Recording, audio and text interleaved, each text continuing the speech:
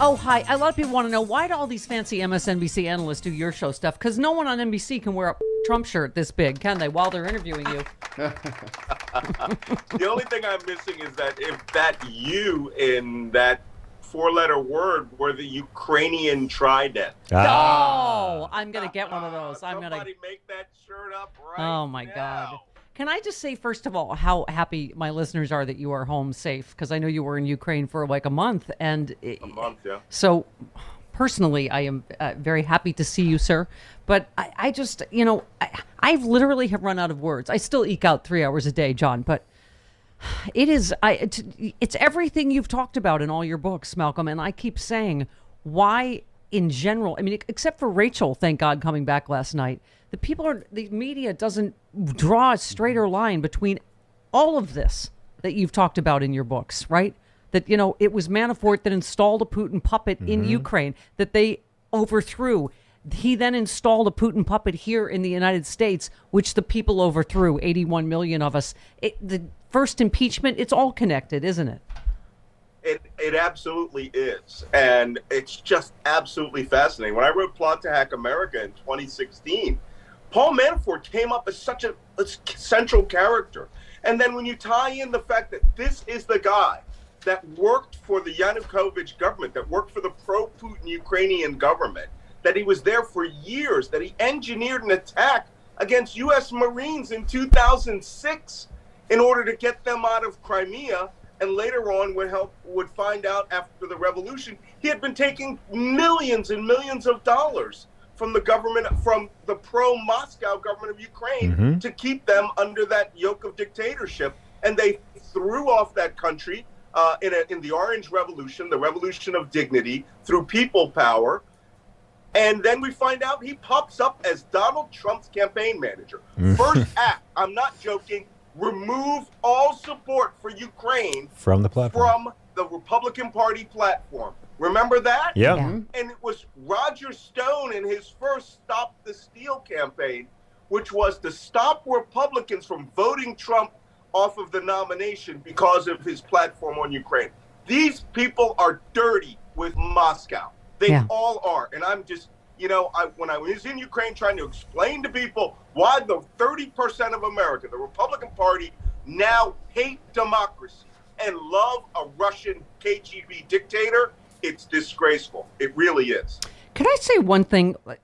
Palmer Report tweeted that he said, let's stop with this false narrative about half Americans rooting for Putin. Polling puts that number at closer to 11% of Americans, which is bad enough, but a million miles from 50%. We never help ourselves by massively and hyperbolically overstating a problem. I mean, I have to say, the bots make it look like more. Right, but this is what I'm saying, John, is I think this is why Putin is going to fail. And Malcolm, let's get your take, obviously, is that look at these brave people in Moscow protesting. Do you look at these? Daniel Goldman tweeted, Biden has completely outsmarted Putin. He undercut every pretext Putin cultivated to justify an invasion, leaving the world and especially the Russian people without any plausible explanation for the invasion. And Biden unified Democratic allies to support Ukraine's defense. Thank God Trump and Takeo Rose and, a couple others are outliers. I mean, they Putin would have handed the country over to Putin. They would have handed Ukraine over to Putin. Remember, Biden got impeached for trying to extort President Zelensky by saying we are going to hold up all of those Javelin missiles that are now flying and destroying Russian tanks that are critical now to the defense of Ukraine. He was going to withhold them unless Zelensky came up with a fake investigation of Joe Biden and Hunter Biden. And now we see the result. He was actually working in unison with Putin, with a KGB thug. And now he says that this is a genius operation to attack Ukraine, to make a false pretense and just seize the country. We can never let this man near elected office again. And I'm sorry, it's my time to rant this week. It's Democrats. You are the problem. You are the problem. All of you who are sitting and waiting for Joe Biden to do some pie-in-the-sky thing that makes you happy, he's defending democracy on a global scale. He's coming through with what he did. And we have this society where you have to be instantly satisfied with whatever it is you want, whether it's criminal justice reform or these leftists who are siding with Tulsi Gabbard and Tucker Carlson saying no war. America's not at war. Ukraine is at war, and they're dying over there. And, you know, by the way, thing I can say that's going to be satisfying to a certain extent is that when there's going to be a change of heart among some Republicans, and that's when they start seeing non-people of color dead in the streets who look like their mothers, who look like their grandmothers and children. I was just going to say. When they're going to say, oh, wait, that's not what we signed up for. That was your tweet was dead on. You said prediction when Takeo Rose and pro-Moscow Republicans see video of dead or screaming bloody white children and blonde-haired mothers laying dead in the streets or running from exploding Russian shells, his racist base will suddenly demand the killing stop. It'll be too late. Wait, these aren't Muslims we're talking about? These aren't Muslims we're talking about? Yeah. No, you know, the numbers of 100,000 killed in the invasion of Iraq, we didn't care. Not one American out there cared. These were people of color. These are people who were, you know, as far as they were concerned, non-existent and didn't, you know, those numbers are just statistics. Just wait. The New York Post had the picture of the woman in Kharkiv, bloody, looking like the woman who's at the Walmart checking you out, bloodied from a Russian air raid attack. Oh, suddenly it's going to become more interesting to them. It should be interesting because we're defending democracy. That country is not a Nazi-run country. There are no Nazis. The president's Jewish, okay? And you can't write this stuff. You can't write this stuff. He's trying to denazify a country run by a Jew. Okay. Right. You, by the way, can I just say Takeo Rose, Lincoln Project said last night as the world watched Vladimir Putin invade a democratic nation, Fox News set out to praise and defend the authoritarian's actions. It's time to pull the plug on Fox News. And you said at least get Fox News off military and government TVs. Military and government TC. You know, the president, they've done this before. CNN had the exclusive contract for providing news to government installations. Joe Biden could do that with one sentence. He can do it with one sentence. It should not be playing on U.S. military bases when U.S. military forces are in line of fire and that we may have a NATO country like Latvia, Estonia, Lithuania invaded by Moscow. And you have people on there cheering Moscow.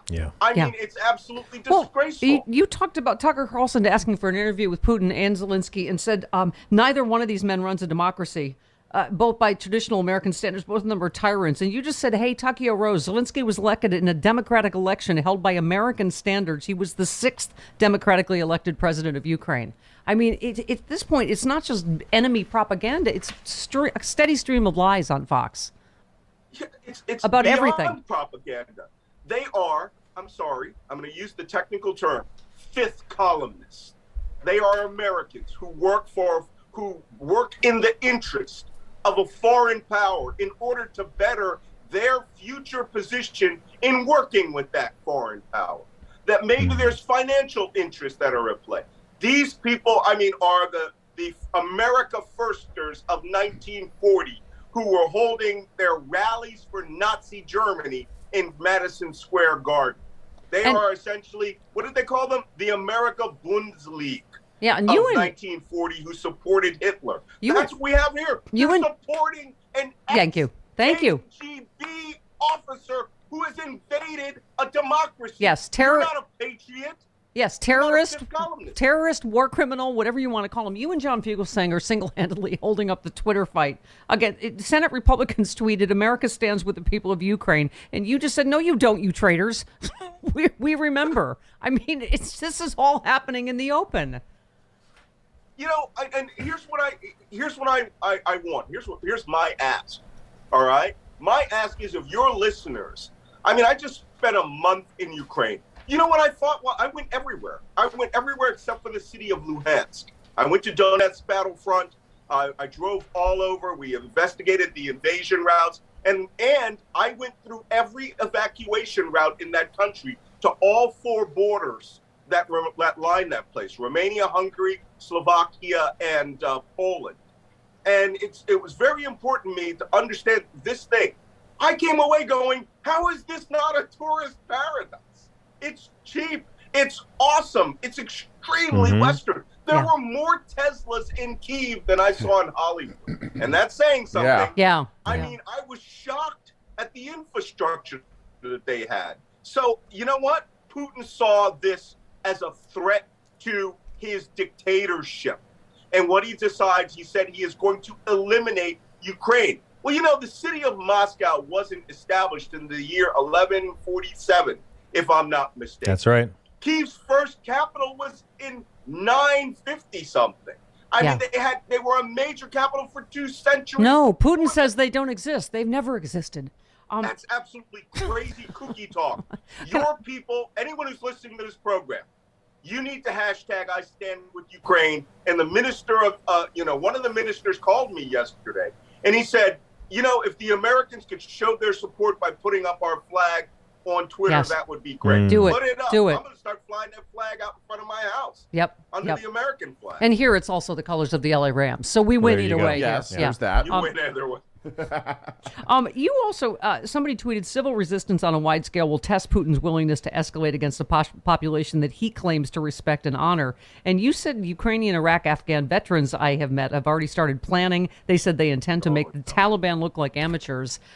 Ukraine is putting up a fight, man, right? I mean, talk to us about what you think is going to happen. And also, I waited to talk to you because it's way above my pay grade about what we should do in terms of sanctions, weapons, what you think would be effective. Can you talk to us about all that? Listen, if there's any one thing that we should do is that we should commit the United States. Look, they don't want U.S. soldiers. I've been told that by the commander of the Ukrainian armed forces. We don't want U.S. soldiers. They said we don't need them. We have, it's a country of 42 million people. 42 million. And that means that they have an army of 200,000. They're calling up 100,000 reserves. They issued out 10,000 rifles yesterday in the city of Kyiv.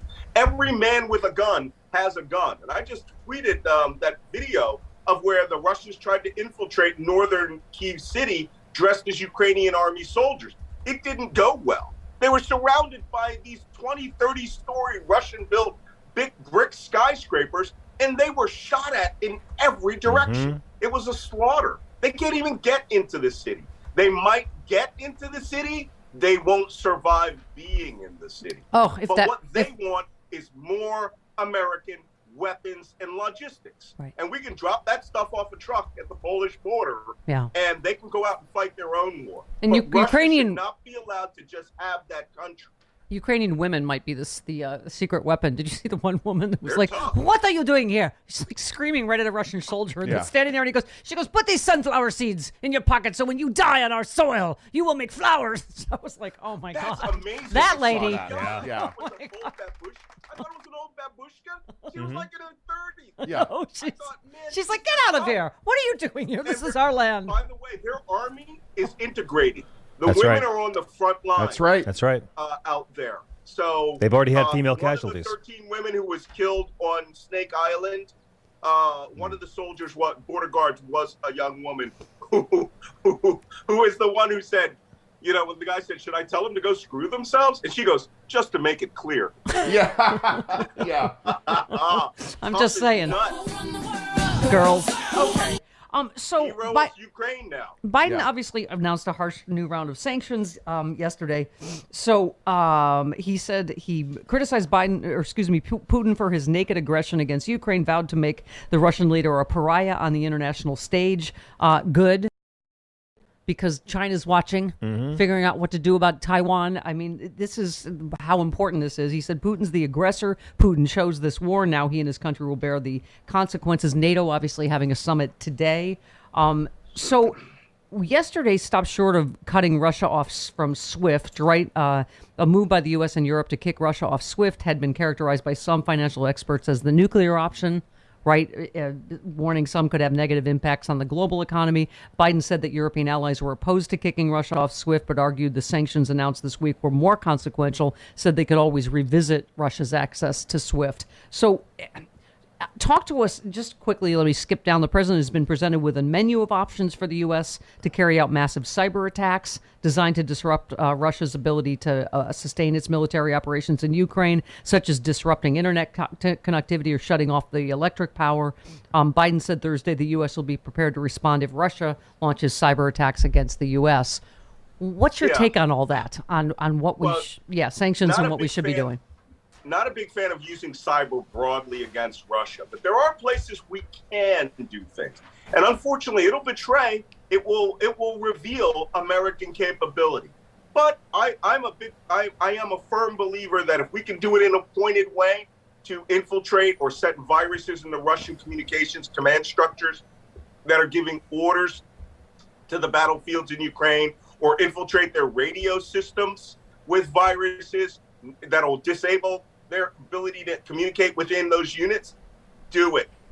We can do a lot of things, like they, make it impossible for them to get parts, right, for their military microchips.